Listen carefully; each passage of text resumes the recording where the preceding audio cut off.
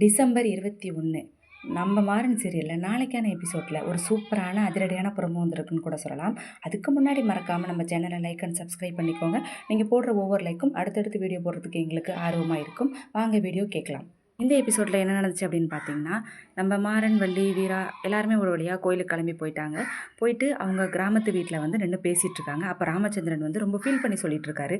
இதுக்கு முன்னாடியே நாங்கள் இந்த வீட்டில் தான் இருந்தோம். இந்த வீடு இருக்கிறதுக்கு முன்னாடி ஒரு கூரை வீட்டில் தான் இருந்தோம்.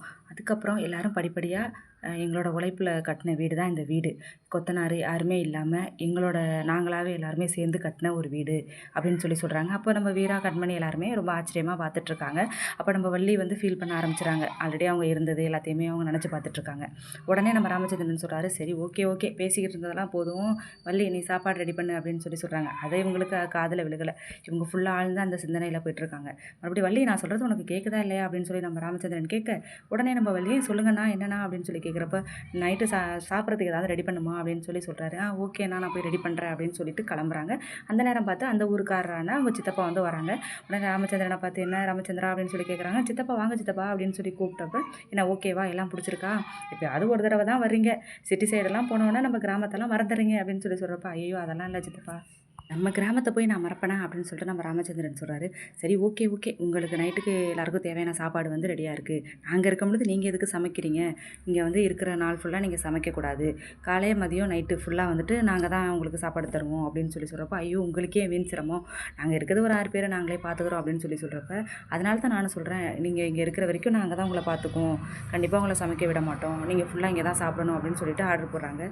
சரி வேறு வழி இல்லாமல் இவங்களும் சரின்னு ஒத்துக்கிறாங்க. அதுக்கப்புறம் அந்த சாப்பாடெலாம் எடுத்து வச்சுட்டு அங்கே உள்ளவங்களாம் சொந்தக்காரங்களாம் இதை சாப்பிடுங்க அண்ணே அப்படின்னு சொல்லிட்டு ரொம்ப பாசமாக சொல்லிட்டு போகிறாங்க. சரி ஓகே அப்படின்ட்டு எவ்வளோ பாசமாக இருக்காங்க. இத்தனை வருஷம் ஆனாலும் கிராமம் தான், கிராமத்தில் உள்ள ஆளுங்க வந்துட்டு எப்பயுமே ரொம்ப பாசமாக இருப்பாங்க அப்படின்னு ராமச்சந்திரன் வந்து சொல்கிறாரு. சொல்லிவிட்டு அப்புறம் எல்லாரையும் உட்கார வச்சு நம்ம வள்ளி வந்துட்டு பரிமாறிக்கிட்டு இருக்காங்க. பரிமாறி சாப்பாடு கொடுத்துட்ருக்காங்க.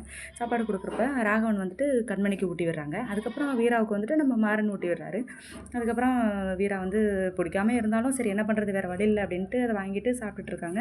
அதுக்கப்புறம் சாப்பிட்டு எல்லாம் தூங்கிறாங்க. அதுக்கப்புறம் அடுத்த நாள் வந்துட்டு கோயில் திருவிழா ஸ்டார்ட் ஆகுது. ஃபுல்லாக கச்சேரி அது இதுன்ட்டு சொல்லிட்டு வேறு லெவலாக போயிட்டுருக்கு.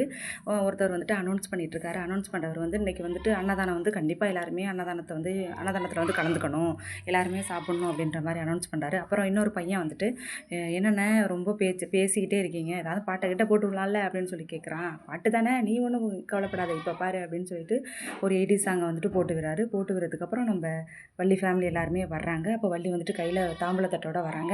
இவரும் சாங்கை போட்டு விட்டு அப்படியே பார்த்துட்ருக்காரு. ஒரு ஆல்ரெடி வள்ளியை தெரிஞ்சவங்களாக இருப்பாங்க போல், அதனால் அவரும் பார்த்துட்ருக்காரு. அவங்க மாசாக ஒரு என்ட்ரி கொடுக்குறாங்க. அந்த நேரம் பார்த்து அந்த சாங் ஓடிட்டுருக்கு. உடனே நம்ம மாறன், என்னத்தை என்ட்ரியெல்லாம் பலமாக இருக்குது, சாங்லாம் வேறு லெவலாக இருக்குது அப்படின்னு சொல்கிறப்போ, என்னென்னு தெரிலடா அப்படின்ட்டு வராங்க. அப்புறம் எல்லாருமே சேர்ந்து கோவிலுக்கு வராங்க. கோவிலுக்கு வந்துட்டு பூசாரி பார்த்துட்டு, அடடே எல்லாம் எப்போ வந்தீங்க, நல்லா இருக்கீங்களா அப்படின்னு சொல்லிட்டு பூசாரி பேசிகிட்ருக்காரு. இவங்களும் பேசிகிட்ருக்காங்க. பேசிட்டு இதான் என்னோட பெரிய மருமகள், இதான் என்னோட சின்ன மருமகள் அப்படின்னு சொல்லிட்டு 2 பேரையும் அறிமுகப்படுத்துகிறாரு பூசாரிக்கிட்ட. சரி நல்லா இந்த வருஷம் வந்துட்டு நீங்கள் 2 பேரும் பூசம் பொண்டாட்டியாக வந்திருக்கீங்க, அடுத்த வருஷம் 2 ஆளுக்கு ஒரு குழந்தையோடு வரணும் அப்படின்னு சொல்லிட்டு நம்ம பூசாரி வந்துட்டு சொல்கிறாரு. கண்டிப்பாக சாமி மனசு வச்சா அது நடக்கும் அப்படின்னு சொல்லிட்டு எல்லோரும் வந்து கடவுளை சொல்கிறாங்க. சொல்லிட்டு எல்லாம் சாமி கும்பிட்டுக்கிட்டு இருக்காங்க. சாமி கும்பிட்டுக்கிட்டு இருக்கப்ப ஒருத்தர் வந்துட்டு அனௌன்ஸ் பண்ணிட்டு இருந்தார் இல்லையா, அவர் வந்துட்டு நம்ம வள்ளியை பார்த்துட்டு வந்து சைட் அடிச்சுட்டு நிற்கிறாப்புல. நம்ம வள்ளியும் அவங்கள பார்க்குறாங்க. ஐயர் வந்து திருநீர் கொடுக்குறாரு. திருநீர் கொடுத்தோன்னே வாங்கி பூசிக்கிட்டு அப்படியே பார்க்குறாங்க. இவரும் வந்துட்டு கேட்குறாரு, எனக்கு திருநீர் இல்லையா சாமி அப்படின்னு சொல்லி கேட்குறாரு. நீ தான் ஆல்ரெடி பெரிய பட்டையாக போட்டிருக்கேல்லப்பா, அப்புறம் எதுக்குப்பா திருநீர் அப்படின்னு கேட்குறப்ப, போட்டிருந்தாலும் மறுபடியும் அது கலையாமல் இருக்கிறதுக்காக நான் மறுபடியும் அடிச்சுப்பேன், நீங்கள் கொடுங்க அப்படின்னு சொல்லிட்டு அவர்கிட்ட வம்பு பண்ணிகிட்ருக்காரு. அவர் உடனே எதுக்கு வம்பு அப்படின்ட்டு அவரும் திருநீர் எடுத்து கொடுத்துட்டு அப்புறம் உள்ளே போயிடுறாரு. உடனே இதை அவர் வாங்கிட்டு அப்படியே நம்ம வள்ளியை பார்த்து சைட் அடிச்சுட்டே இருக்காங்க. நல்லா வேறு லெவலாக போயிட்டு இருந்துச்சு. பார்த்துட்டே இருக்காங்க. வள்ளியும் அவரை பார்த்துட்டே இருந்தாங்க. அதுக்கப்புறம் வந்துட்டு இன்னொரு ஃபேமிலி வந்துட்டு வர்றாங்க. அதாவது நம்ம வீராவுக்கு வந்து நிச்சயம் பண்ணாங்க இல்லையா, அந்த ஃபேமிலியில் அரவிந்த் ஃபேமிலி அவங்க வந்துட்டு உள்ளே என்ட்ராகிறாங்க. உள்ளே என்ட்ரானோன்னே இவங்க வந்துட்டு சாமி கும்பிட்டு வெளில வராங்க. அவங்க உள்ளே போகிறாங்க. உள்ளே போகிறோன்னே எல்லாருமே முறைச்சிட்டே வர்றாங்க. அப்புறம் வீரா மாறனை பார்த்து அந்த பையன் முறைச்சிட்டு போகிறான்.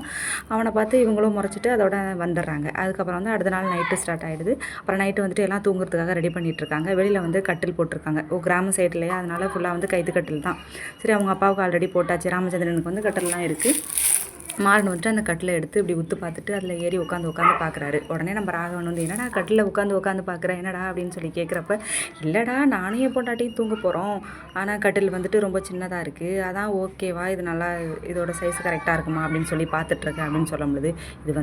இது பர்ஃபெக்டாக தாண்டா இருக்கும், இதில் கரெக்டாக தாண்டா ஃபிட் பண்ணியிருப்பாங்க, எந்த பிரச்சனையும் இருக்காதுடா அப்படின்னு சொல்லி சொல்கிறப்ப, அதுக்கு தாண்டா பார்த்துட்டு இருந்தேன் அப்படின்னு சொல்லி சொல்கிறப்ப, அங்கேருந்து நம்ம வள்ளி வராங்க. என்ன மாறா என்ன பண்ணிகிட்ருக்கு அப்படின்னு சொல்கிறப்போ, இல்லை நாங்கள் இங்கே தூங்க போகிறோம்ல, அதனால் கட்டில் சரியாக இருக்கா அப்படின்னு பார்த்துட்ருக்கேன் அப்படின்னு சொல்லி சொல்கிறப்போ, ஓ இங்கே வந்து உனக்கு ரொமான்ஸ் கேட்குதா அப்படின்னு சொல்லிட்டு நம்ம வள்ளி சொல்கிறாங்க. போத்தை அப்படின்ற மாதிரி சொல்லி சொல்கிறாங்க. அப்புறம் வந்துட்டு வீராவும் கண்மணியும் வராங்க. 2 பேரும் வந்தப்போ வந்துட்டு வீரா சொல்கிறாங்க, சரி நீங்கள்லாம் இங்கே படுத்துக்கோங்க, நம்ம வள்ளியம்மா சொல்கிறாங்க, நீங்களாம் இங்கே படுத்துக்கோங்க, நான் போய் உள்ளே படுத்துக்கிறேன் அப்படின்னு சொல்லி சொல்கிறப்ப, நம்ம வீரா சொல்கிறாங்க, ஐயோ வள்ளியம்மா நானும் உங்கள் கூட வந்து படுத்துக்கிறேன் அப்படின்னு சொல்லி, நீ ஏன் கூட படுத்துக்கிறியா, இப்போ தான் நம்ம கோவிலுக்குன்னு வந்திருக்கோம், நீ வந்து ஏன் கூட படுத்துக்கிட்டேன்னா அது என்ன நல்லாவா இருக்கும், இப்போ பார்க்குறவங்களாம் வந்துட்டு அதை போக இது வந்துட்டு சிட்டி கிடையாது, இது வந்து வில்லேஜ், பார்க்குறவங்களாம் வந்து ஒரு தப்பாக தான் பேசுவாங்க, ஹஸ்பண்ட் அண்ட் ஒய்ஃப் தான் ஒன்றா இருக்கணும், நீ இங்கே படுத்துக்கோ அப்படின்னு சொல்லி சொல்கிறப்போ, இல்லை வள்ளியம்மா பனியாக இருக்குது அப்படின்னு சொல்லிட்டு இவங்க அவாய்ட் பண்ணுறதுக்காக ஒல்ட்டி விடுறதுக்காக நிறையா பிளான்லாம் போடுறாங்க.